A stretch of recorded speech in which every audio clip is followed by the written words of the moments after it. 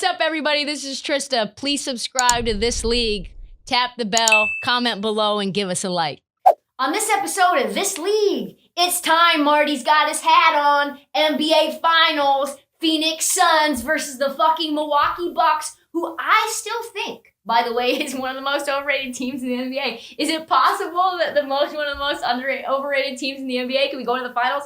I think yes. They were one fucking Kevin Durant shoe away from being knocked out of the Eastern Conference semis, and I'm taking that to my grave. Anyway, we also have some tea. ESPN drama, inner drama between two NBA hosts. We also have some issues regarding Mike Conley into the Jazz. NBA Finals are here, Marty. Let's drop the beat. There is tea.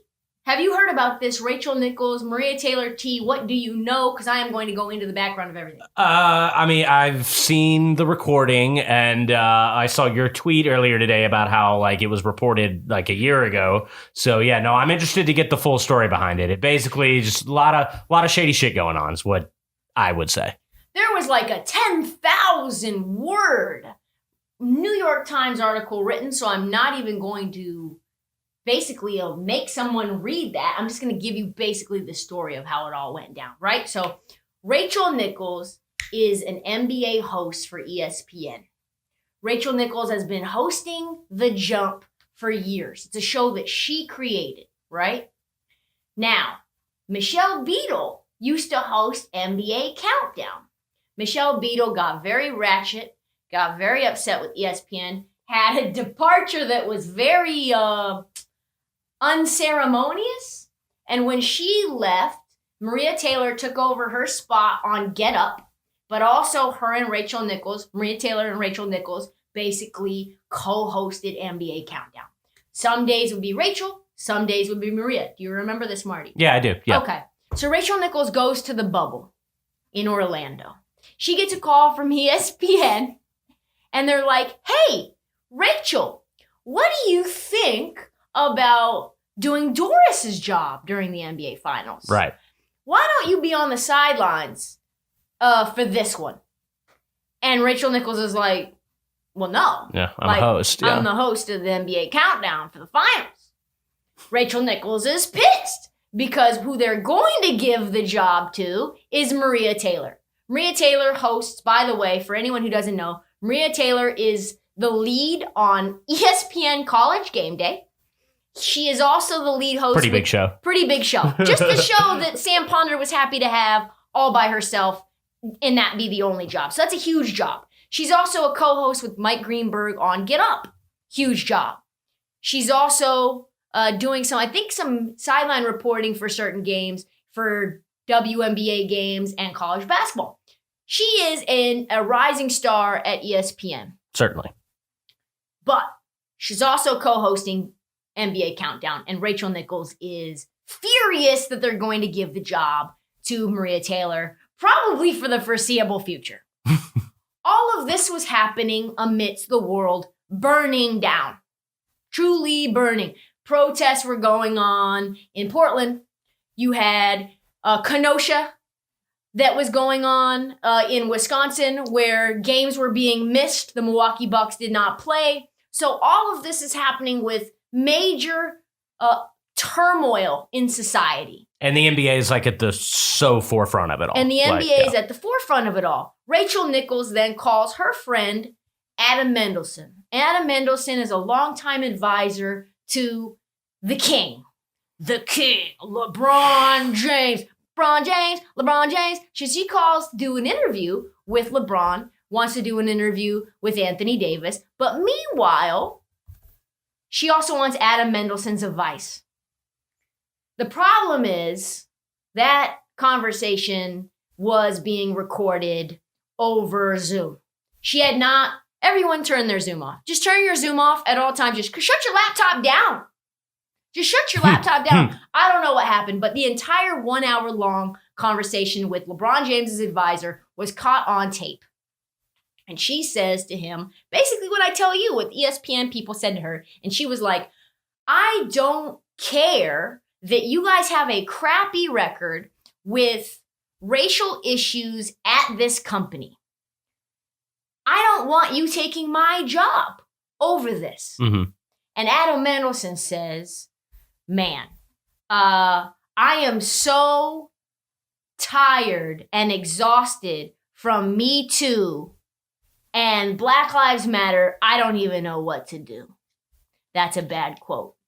Then Rachel Nichols says, I wish Maria Taylor all the success in the world. She covers football. She covers basketball. If you need to give her more things to do because you're feeling pressure about your crappy long-time record on diversity, which, by the way, I know personally from the female side of it, go for it. Just find it somewhere else. You're not going to find it from me taking my thing away. That was a year ago. Yeah. That was leaked to Deadspin a year ago. Deadspin decided to make this a peephole story like Aaron Andrews. They said in their reporting there was nothing untoward that Rachel Nichols said. We didn't get to hear the tape, of course. Nothing untoward that Rachel Nichols said. But it was basically some creep came in and peepholed on Rachel Nichols, tried to send it to Deadspin so they would cancel her. And you know what? Shame on you for trying to get us to cancel Rachel Nichols. We're not going to cancel her. We're not going to send the video out. Yada, yada, yada. Also, it's so bizarre who they choose to protect, you know? Like, I think so too. I mean, I guess because, I mean, Rachel, she's always, you know, at the like utmost of her woke performative wokeness that Deadspin was just like, oh, like we'll chill on this. They pick and choose. Like, who is there more to it than that? Like, that's kind of how I feel it went. I have no idea why they would choose it that way because it's very clearly a problem. Yeah. This quote is very clearly not great for Rachel. Also, kind of weird that she went to LeBron's guy for advice. Doesn't that ring like a little weird to you? That like. Rachel Nichols is going to go to Adam Mendelsohn regardless, right? Because she has to interview AD and LeBron. That's the only way that she can get to AD and LeBron is through him. But she has been in the LeBron James camp for years. She has a very close relationship with that entire business side. So if you've got a guy like Adam Mendelsohn, who is a strategic boss in the NBA arena, she's like, what should I do? And Adam Mendelsohn basically says, the baller move is to go to ESPN and say, listen, you're pitting two women against each other for one job. This is a problem with ESPN as a company that you two need to compete. I don't know what she ended up saying to ESPN, but it turns out Maria Taylor gets this leaked video sent to her from one of her social media producers. And then Maria Taylor goes to HR.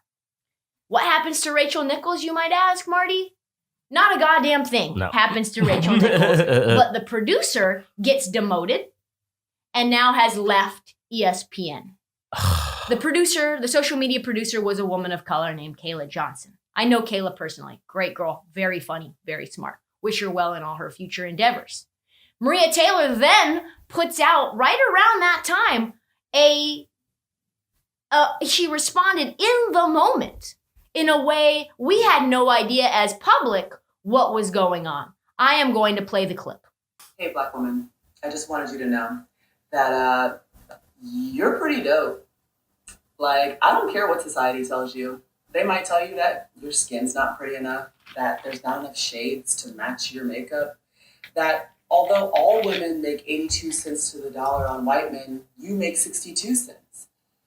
They may tell you that you don't deserve that promotion, even though you know you do. They may tell you that when you get the promotion that you only got it because you were Black. But we know that's not true. I just want you to know that I believe in you. So resist the urge to fall in line. Don't be humble, go brag, because you are so fine.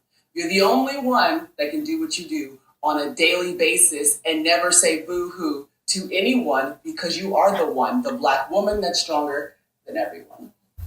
First of all, amazing spoken word by Maria Taylor. The cadence was on a level as a jazz performance center where it's like, we're down. Maria. You know? It was an intense video. It was like a slam poetry. It was like slam poetry, Maria Taylor, because you are the one. Also, at the same time, it's worth noting that Maria Taylor was in contract negotiations with ESPN. She was wanting $8 million a year, currently making $1 million a year. They offered her $5 million. She turned it down. Marty, do you know what percentage 5 is of 8? 62%, Marty. Okay, just the same number that Maria Taylor was saying that black women make opposed to white men. This doesn't need to be me going into every single specific detail, but I'm telling you, this is drama. And this doesn't even include the fallout. So the fallout of this is that Maria Taylor does get the countdown job, and Rachel Nichols does become the sideline reporter. And then what happens? Maria Taylor does not want to fuck with Rachel Nichols anymore. Because what? Like, you're talking shit about me to LeBron James's people. Now, I can't go to LeBron James's people because they think the only reason I got the job was because it looks good to ESPN. Yeah. And it's the right time for a woman of color to be in this role, not because I deserved it. Now, truthfully, Marty, you can deserve something, and also it happened at that moment because it's the right time in that moment. Yeah, no, I mean, my whole take on the thing is, like, I don't think that anything Rachel said was necessarily, like, wrong or incorrect about how she was feeling in that situation, but it was so unfair who she said it to and just the overall, like, sentiment behind how she said it. That's kind of how I feel. I think as a woman in media, you can be frustrated. Right. You can feel that your job is being taken away to go to another woman. Mm-hmm. That is, we'll say, beneficial to the company's optics at the moment. And truthfully, it was. And it is. There needs to be more representation at ESPN of women of color. And Maria Taylor has opened up the door for more women of color like Malika Andrews and Kimberly Taylor and all these other women that she has on ESPN NBA Countdown now. Mm-hmm. She has pushed herself through the doors, elbowed her way in, and brought women of color with her. That's dope. Yeah. If you're Rachel Nichols, you also have a reason and a right to feel like this is fucked up. This is like my job. This was in my contract. Now my job's been taken, and like we're just not gonna act like that should make me feel like shit. But to have it on a hot mic, it's bad. And the way it sounded bad. Sounded very much like you thought she didn't deserve that role at that moment. Sure. Yeah. So then Steven Jackson decides to talk about it. And Steven Jackson is getting... Oh, also, by the way, Rachel Nichols is currently getting flamed by Black Twitter. Like, flamed. If you have a few minutes of spare time, just go ahead and search in Twitter Rachel Nichols. Because it is fucking funny. It is super funny. Just do that. I'm not even going to read them, but... Well, the always poignant Steven Jackson. So Steven Jackson comes out, and this is what he has to say. We all ramble. We say things when we're frustrated, and you know, Rachel did deserve that job. It's just plain and simple. I talked to Rachel, and I know a lot of things she was saying out of frustration because ESPN put her in a bad position, and they even put Maria in a position of trying to give Maria a sympathy job. They was trying to make themselves look good because all the Black Lives Matter and the George Floyd stuff was going on. So ESPN tried to make themselves look good by taking the job from Rachel that she had already had, that they'd already told her she had, that she deserved, and give it to Maria just to make themselves look good. It wasn't a genuine job they wanted to give Maria. It's ESPN is behind all this, boy. It's all their fault. You know what I'm saying? I can't blame Rachel. I love Rachel, and I'm going to stand behind her. I spoke to her. And I'm going to stand behind Maria, too. But ESPN, y'all some suckers. Y'all some suckers because y'all did this. Y'all tried to give Maria a job, and it wasn't genuine. And look what happened.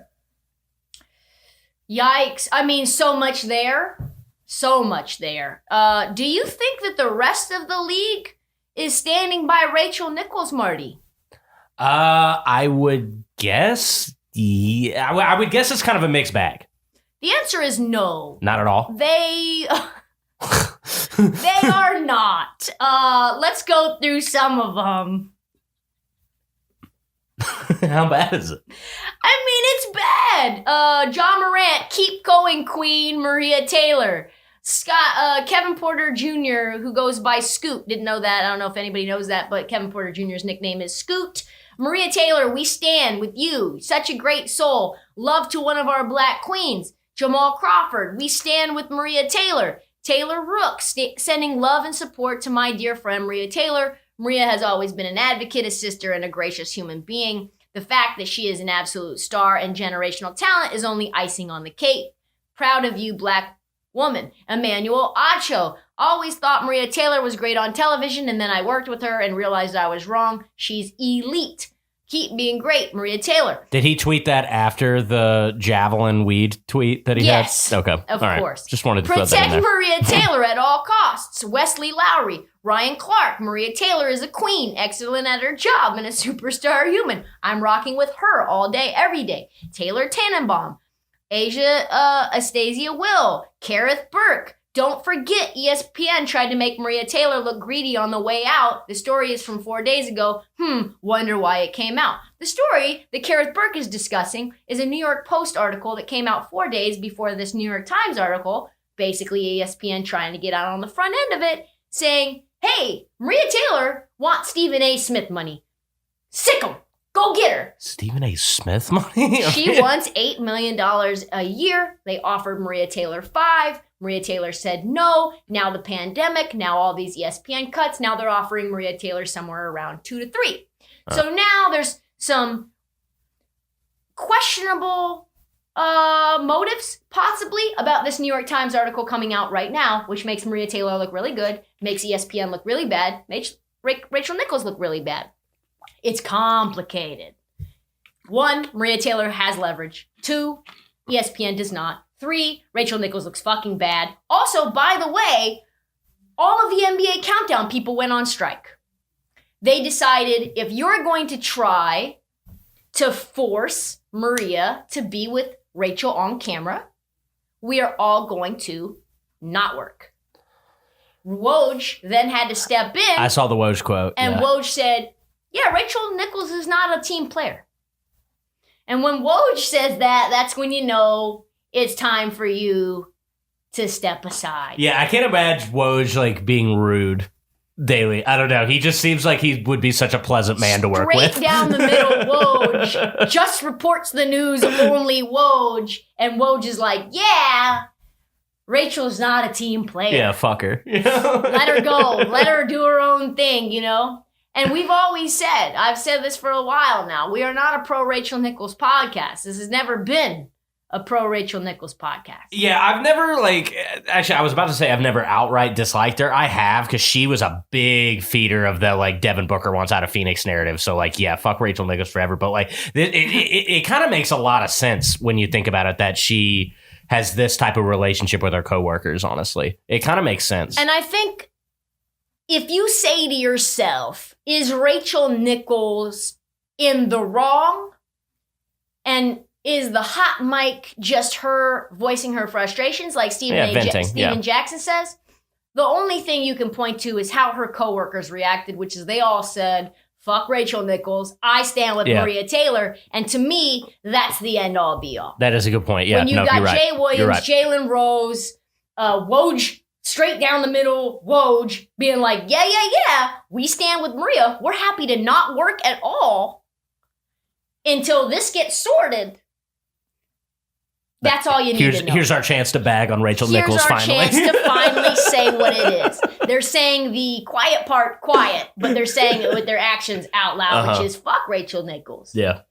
So what does this mean for everything going forward? I don't think it's good. I don't think it's good for Rachel at all. I asked somebody who's close to the league, hey, does Rachel Nichols take a hit in her reputation with players after this? And they're like, how could it not? And also, LeBron James can't be connected to her in the same way because LeBron James is creating a More Than a Vote campaign. He's pushing for social justice and activism and equality. You can't have someone who's now labeled a Karen in your camp. Can't. And now this Mendelsohn guy, the one who helped LeBron James start More Than a Vote, he's also persona non grata. Yeah, it's got to be not a good day for him as well. And if you're Maria Taylor, your stock is at an all-time high. Like, it's time for you. Oh, by the way, her contract expires in 3 weeks in the middle of the finals. So, What does she do? Where does she go? I think you're about to get that house on the hills, Maria. I think Maria's about to get the bag. Money, money, money. I got on the plane to come to Phoenix, and one of the people on the plane very close to me were aggressively not wearing their mask. They were not only not wearing their mask, they were coughing, they were sneezing, they were eating, they were drinking, they were yelling. And all I could think was, where the fuck was my taser strike light? Because they're breaking the rules. This is very clearly against American Airlines rules. And all I could think is, what if I just went and had that taser strike light sound and been like, yo, put your fucking mask on. We're still in a pandemic. I don't care if you're vaccinated. It's against the rules, and I've got to have a mask on. And that's all I could think of. The taser is more than just a self-defense mechanism. It's also an offense mechanism. It is a rechargeable, high-powered flashlight that can repel an attacker or someone without their mask on in a plane through its electric stun gun feature. It literally combines a flashlight and a stun gun. So when the lights are off in the plane and you can't find your mask, it might be on your lap, you can use it as a flashlight as well. It's non-lethal. It's for self-protection. Even self-protection against COVID. Who knows if people don't wear their mask on the plane? It's small and lightweight enough to carry with you on your wrist in the airplane seat, in your glove compartment or your purse. Guns are a no bueno on a plane. So if you need to protect yourself and you can't use pepper spray in a plane as well, it's often ineffective. Taser strike light is safer, more easy to use, more versatile. Protect yourself and your family. Like I did with my dog. Anyone comes near my dog when she's on the plane as well, use the strike light. Taser strike light is available without a permit in most U.S. states. Get the Taser strike light at taser.com with promo code LEAGUE. Save 15% now at taser.com, promo code LEAGUE. Everyone's traveling more on planes. Bring that thing with you when people don't want to follow the rules. It's taser.com, promo code LEAGUE. Restrictions apply. See site for details. Save 15% now at taser.com. Promo code LEAGUE. So the real story, I guess, now that we need to talk about is the Milwaukee fucking Bucks, aka the most overrated team to ever go to the finals. Maybe the most overrated. I don't know, man. The Bucks won 2 games without Giannis. They are 17-11 in games without him under Budenholzer, which is fucking crazy. What can you say? What do you say? Just about the Bucks in general? Yeah. What do you feel about this win over the Atlanta Hawks? This series win? I mean, I think they were the better team. I think Atlanta kind of went as far as they were going to go as they could. I mean, Trey struggled in that game. What was it, game 5? Game 6? Trey kind of reached the point where he's just chucking up shots, like, no matter what. And I mean, with or without Giannis, I think they were better and going to beat them. So, I mean, I think the right team won that series, I guess, is all I could say. But, I mean, had Brooklyn been healthy, it would have been the Nets. It would have been a wrap for them. Here's the thing. Chris Middleton saved the day. Yeah, 100%. Saved this team, saved Budenholzer's job. Like, Budenholzer is now going to get extended for, like, 1,000,000 years. Yeah, no, I was thinking that as a Milwaukee fan. Like, there's got to be plenty of them that were kind of hoping that, like, Bud would be out now. But, like, I mean, his whole goal was to get to the finals, and he did it. So, like, yeah. He did it. Budenholzer has been maligned for his playoff disappointments in Milwaukee and Atlanta, but he made an important decision after Game 4. I think this is from The Athletic, that helped swing the series in the Bucks' favor.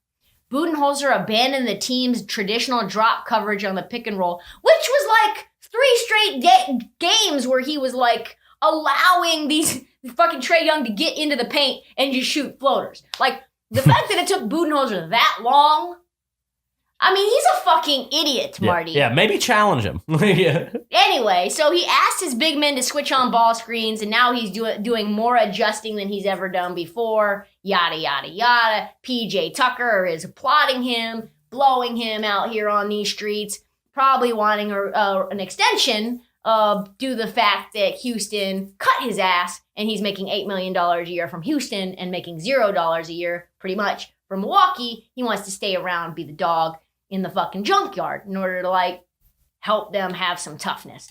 So I think for the Hawks, they would have gone 7. They would have won that game if Trae Young would not have been hurt. They were up 10. And at Yeah. that point, you go up, what is that? That's game 4? Yes. They would have been up 3-1. Do you win that series if you're up 3-1? You go 7 at least. Yeah. I think you probably do. The Hawks end up winning the series and they're in the finals. And it's fucking absurd that a referee was responsible for that injury, which leads me... That's kind of been lost. The Yeah. fact that it was a referee. No one talks about yeah. the fact that there is, for me, the lover of conspiracy theories in the NBA, plenty of things to make up about how the NBA is trying to get it to be Giannis in the finals and not fucking Trae Young. But who knows? Maybe Giannis won't even play in these finals. Nate, after the fact, has a 4-year extension as head coach. Way to go, Nate. We're sorry. Everybody pour a little out for my take that was dead in the water.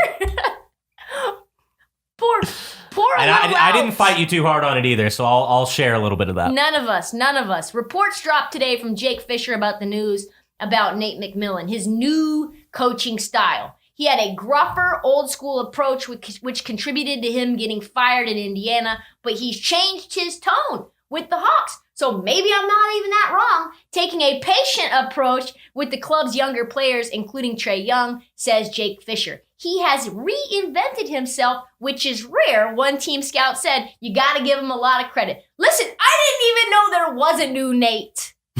Nobody told us, hey, by the way, there has been a Nate rehabilitation program that has gone on in Atlanta.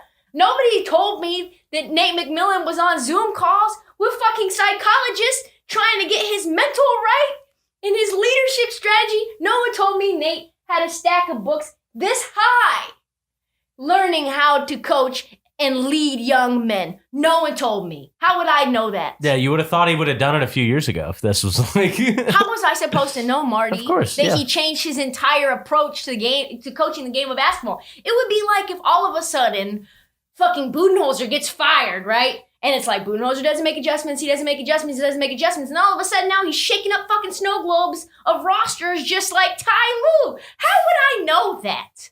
Yeah, I mean, Nate McMillan and Ty Lue being like strategic masters at this point is pretty funny. How was I supposed to know? In fact, if someone would have told me when he got hired as the interim head coach, hey, by the way, there's a new Nate in town. It's a softer, Charmin kind of Nate.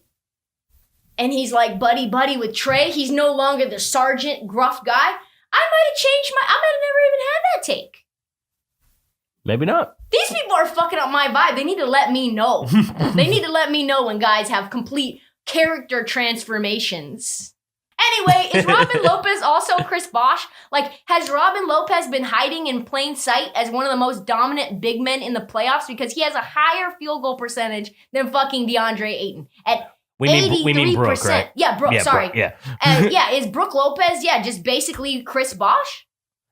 I mean, he's playing pretty fucking awesome. Like 83% in the playoffs over DeAndre Ayton at 79.6%. less volume. Less volume, a lot less volume. No shade to DeAndre Ayton. That would That's a pro be DeAndre 79%. Ayton podcast. Yeah. Pro. Oh, hey, like, and we might get into it later, but my bet of the finals is DeAndre Ayton finals MVP 25-1 Is that what the odds are right now? on the Barstool Sportsbook. It was as of last night. You don't think that they would give it to Chris Paul just because it's Chris Paul? I really feel like finals MVP is... Doesn't matter. If your stats are just that much better than the other player, they're going to give it to you. Like, okay, say they were awarding it for the West Conference Final, like the Western Conference Finals MVP. Ayton gets it. That's true. He did win multiple games for you. Yeah. So yes, not as much volume. Also, Bobby Portis had 14, 8, and 2 after Giannis got hurt, and he didn't play in the first final 3 games against the Nets. I'm thrilled for Bobby. I like him a lot. PJ Tucker is a fucking man, is a dog. Is anybody more impactful than PJ Tucker in these Eastern Conference Finals games? I don't think so. I mean, the defense he's played, like, yeah. I mean, Middleton. You would have to give it to Middleton, I guess, but like, PJ's right there. We Like, need to talk about the Chris Middleton cycle. This was trending on Instagram, and it was trending on Twitter, and it is literally like someone ingested my feeling about Chris Middleton in and like took my soul and my take about Chris Middleton and put it out into the universe. Chris Middleton, it's a circle. Plays subpar. Gets criticized by the media. Starts playing better. Gets called underrated. Turns into prime MJ. Plays subpar. Gets criticized by the media. Starts playing better. And on we go on this merry-go-round of the Chris Middleton cycle. Yeah. Do you know what Chris Middleton shot from 3 in the Hawks-Bucks series? God, I couldn't tell you. I mean, he was guess. really good at, let's say 33. Good guess. 27% from 3. Yeah. Fuck that. That's not good. It's not good at all. No. It's not good at all. No one would expect that because he went from like 70% in 2 games. Yeah. And like 0% in other games. Yuck. He shoots 4 for 26 one game, and then 25 for 28 the next game, and then 2 for 19 the next game, and then 27 for 29 the next game. It's like, and they're all coming in the fourth quarter in the good games, and literally he's missing everything in the fourth quarter in the bad games. Yikes. So now we're in the part of the cycle where it's prime. Just so happened that game 6 was prime MJ Middleton. Prime MJ Middleton. There's now athletic articles coming out that he is a killer. Killer Middleton. Is he a killer? Hold, please. I would like to play this for everyone to know whether it's true or whether it's not true. Yes, 100% leadership. You know, Ernest said the stat before the game, they shot less threes last game and they won. They come out tonight and go 8 for 39. For game 4, after game 4. That, you're like, we think it's a scrimmage. They thought it was game 53 of the regular season because it wasn't a must-win. Their mentality, last game, they're like, this is a must-win. Let's get this game. They came out and played fantastic. Tonight, I said, we're going to know in the first quarter. We said before the game, I says, I think the Bucks were going to win this series. It depends on Giannis. But I said, you asked me, I said, I'm taking the Hawks tonight because they do not have killer instinct. Oh! They got good basketball players, but they don't have killers. Like and their leadership is not, and the leadership don't push the right buttons to hold them accountable. That's Budenholzer, and that's these guys. No killers on this team. Why did people give me a hard time? Because I said there were dogs on this team and PJ Tucker. Mm-hmm. Marty, are dogs the same as killers? No, not to me at least. No. The answer is no. Dogs are role players. Dogs are guys that come in and provide you a spark. They're like Marcus Smart. Marcus Smart is not a killer. No. He's not somebody you're going to come in and be like, hey, Marcus, we need you to put up 40 tonight to close these motherfuckers out. Yeah, you're not saying Marcus Smart, go win us the game. Marcus Smart, the ball's in your hand in the last 20 seconds. The difference between a killer and a dog is everything. It's the difference between PJ Tucker and Kevin Durant. One guy has a killer instinct and will always want the ball at the end of the game. The other guy is willing to do the dirty work. He's willing to be like Pat Beverly, do everything that he has to do in order to remain an enforcer and to be tough. There's all kinds of different kinds of dogs, and there's all kinds of different kinds of killers. But the difference between a dog and a killer is vast. Mm-hmm. So let's go down the list of current All-Stars, Marty, and you can determine with me who's a dog and who's a killer and who is neither. Are you ready? Sure, let's go. Giannis. Killer, dog, or neither? I would say dog. I mean, he tries. He tries really hard. I'd say neither. Okay, I that's don't fair. think he's a dog. I think you could also be both. LeBron James. I'm going to go killer. He's hit some great shots and been great in the clutch that people kind of forget about. I'm going to go killer, even though a lot of people won't. I'm going to go dog and killer. LeBron James will fuck someone up and take on the defensive side of the ball when he has to. I think he's less of a dog than he was in Miami. Less of a dog than he had to be some points in time in Cleveland. But he has both in him. And that's, I think, why he's a rare breed. Yeah. Jaylen Brown, dog, killer, neither or both. We'll go dog, I guess. I'm going to go neither. Jaylen Brown has a proper amount of toughness, not more than anyone else. He is not soft. We're going to call him. That's what the neither is just not soft. Okay, gotcha. You can go neither, not soft, neither soft. Are you ready? Okay, yeah. That helps. That helps. Okay. All right, cool. Kevin Durant, killer, dog, neither, both, soft, or proper amount. There's so many options. I'll go killer. I'll go killer for KD. I mean, the amount of daggers that dude hits that you don't really think about because they're not game winners. KD performs when he needs to. Absolute fucking killer. Yeah. Brad Beal, killer, or everything else? Ooh. Killer, dog, neither, both. I feel like I'm being very liberal with my killers, but I kind of like it with Brad Beal as a killer. I think Brad Beal does have killer instinct. We just haven't seen it. Yeah. Okay, let's go that. Yeah. Because he's on a bad team, but I think we all know, anyone who's around Brad knows he's got it. You know what I mean? He's hit some big shots. He's gone to big playoff games too before. Kyrie Irving. Soft. Killer. No way. He hit a huge shot to win the fucking Name everything. one other big shot he's hit. He's hit other shots. I just don't know him off the top of my head. He wants the ball in his hand at the end of games. He does. He does. He's hating. a killer. I'm hating. You're a hater. I'm hating. You're a hater. Kawhi. Kawhi We'll Leonard. go both.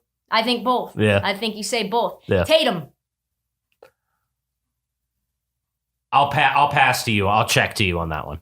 I think he's on his way to being a killer, but right now he's neither, and he's the proper amount of toughness. He is not a dog either. Yeah. No, I think he is right there. I mean, he can get his shot kind of whenever he wants to. So, like, yeah. He will be a killer. He's very much got the opportunity to be one. He's a puppy killer. Puppy. Not a puppy killer. He's a puppy comma killer. Conley. Ooh. I think you got to say neither on that. Neither. Yeah. Harden.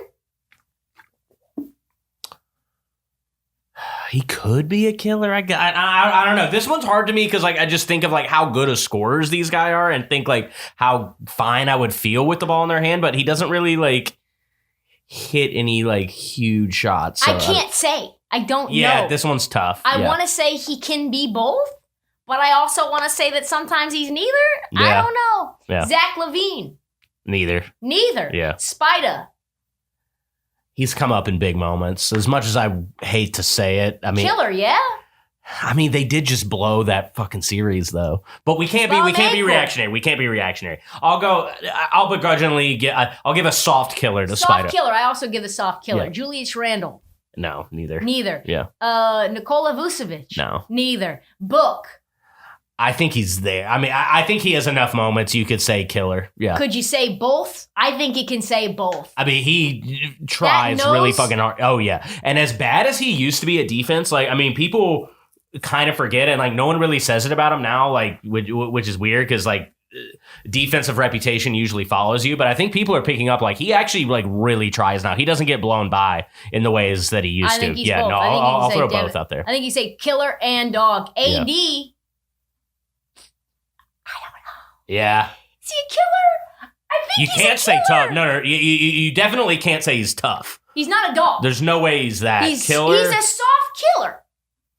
He's a killer. He can hit in big moments. Can he not? That big step back that he had in the bubble last year was fucking unreal. And he'll just, and he'll go get like 38, 40 if he needs to. So, but he's the kind of killer that needs another killer to be like, yo, you're a fucking killer. Yeah. I think soft killer is fair for him as well. Yeah. Embiid. He's a dog. He's a dog. Yeah. And could be a killer. I don't know. I think that's tough too. Curry. Both. Yeah. I think he's a killer. I don't know that he's a dog. Maybe not. Yeah, definitely killer. Son of an NBA player, can't ever call those guys dogs. Can't ever call them dogs. Luka. I kind of want to say neither. Actually, no. Killer. He's hit so many big shots. He's a killer. He's hit so many big shots. You just want to hate him so bad. Jokic. Killer, soft killer. I don't know yet. I think maybe. I don't know. Paul George. No. Neither. He's Gobert. got what we were talking about, the Middleton cycle. You could kind of like cross out Chris Middleton and write Paul George. 100%. 100%. They're the same guy in different conferences. One guy looks decent and the other one looks terrible. Gobert. Certainly not a killer. I mean, yeah, I guess you go dog for Gobert, right? Yeah. Domantas Sabonis. Dog. CP3. Both. Yeah, I think both. I think both. Ben Simmons. I'll check to you on this one. I'm going to check soft. Russell Westbrook. Dog for sure. See, but the thing is, like, he wants to take those shots. He just so he is a killer. This is what I call it. I was talking to my friend about this today. He's a killer with bad aim. Yeah. He's a killer that doesn't always hit the mark of his target, but he wants the ball in his hand. He's got the killer instinct to want to take the last shot. De'Aaron Fox. These are the young guns of the league. De'Aaron Fox. I haven't seen it quite enough yet. I think he he's can right be a there. killer. I think he's right there. Yeah. Sexton. No. Neither. Mm-mm. Jaw's a killer. Killer. Yeah. For sure. I love Jaw. I gloated on him so much. And I think he's a dog. Oh, yeah. Oh, yeah. No, he's a dog and a killer. I love Ja Morant. Chip on his shoulder, fucking tough as nails, wants Yeah. the last shot, gonna do everything that he can to advance. Zion. It's just tough. These young guys, they haven't had enough of an opportunity to really prove whether they're like. I think he's neither right now. Yeah. I'm not saying he doesn't have the instinct, but I don't think I think he's such a gentle giant that it's hard to say. I think he'll want the last shot, and I think he'll want to bam. Yeah, we'll bam see. on people. We'll see. Yeah. LaMelo. Finally. Last one. I want to say killer. I think he's a killer too. Yeah. Killer. Cool. Okay. Jazz. Let's talk about the Jazz for just a second. A new article came out about how they are basically fucked because they can't pay Mike Conley, and Mike Conley's going to get the bag somewhere else. And when you have the Jazz with no Conley and Spider making millions and millions more dollars than he was last year, and you've got a bunch of other guys on the books making a shitload as well, now who knows? Especially given that reports are saying that Conley is going to the Heat. Did you hear this report? I've heard rumors, yeah. Tony Jones, writer for The Athletic, is basically hitting the panic button. Not only is the front office in turmoil right now, but they are scrambling to figure out a way to keep Conley despite the fact that they are $20 million over the cap without Conley. There's also now rumors. I mean, the Jazz are fucked. The rumors now are that Donovan Mitchell wants out. Donovan Mitchell I've not heard that. is just about to enter his real big deal. 4 years left on this deal, just like Damian Lillard. Unhappy in Utah. Unhappy with Utah, trash Utah. Everyone hating Utah. This is what Windhorst reported. I think that Dwayne Wade, who Ryan Smith brought in to be co-owner, but also to be an advisor, that he's seriously concerned with Donovan Mitchell's desire to stay there long term. Dwayne Wade is going to try to influence changes. He's going to influence changes because the way that Donovan Mitchell saw his season unfold, specifically about how his ankle injury was handled in the playoffs, he fucking hated that they sat him out. Really unnerved him, and he was in a bit of a rough spot with the franchise near the end of the year. Now remember, he was also last year in March when Rudy Gobert shut the entire league down and they didn't speak for 2 months, also unhappy with the Jazz organization because fuck Rudy Gobert, fuck standing for Rudy Gobert, fuck the fact that you created a whole Rudy Gobert ESPN video series thing, an hour-long thing about how Rudy Gobert has changed and how sad he was about the pandemic and how he caused sports to cancel. So I think this is more smoke and fire than we could possibly realize, and we're calling it now on July 5th. Just remember, they also have Conley's bird rights, so they can match any offer. But what if the fucking, Heat try to offer Mike Conley, $35 million, $30 million? What would they do then? They could. That doesn't seem like much of a Riley move, but No. They could, yeah. But what about a team like Boston that needs a point guard desperately? Or a team like LA that needs a point guard desperately? Or, which is the biggest news, the biggest rumor, Conley with Luka in Dallas. What if Mark Cuban gives him the bag? That would be absolutely insane. I don't know if I love that super hard. Can I say one more thing about Mitchell before we move on? Yes. Okay, so do you remember when they were doing the All-Star draft? You remember, well we did our own thing. And they chose Utah last. And literally, and LeBron said, because we weren't playing with Utah. And I know a lot of people will probably say that doesn't matter. They're not thinking about that. Yes, if you spend your life getting to the NBA and then all of a sudden you're thought of as less cool or less that just because of the team you play for, that's going to bother you. It'd bother me. I don't know. I think that probably has something to do with him wanting out a little bit. I mean, I would. This is just Donovan natural. Mitchell from New York. Yeah. been in the cool city your whole life. Hard rock, gritty dude. Plays for Louisville, chip on his shoulder, gritty there too, storied program.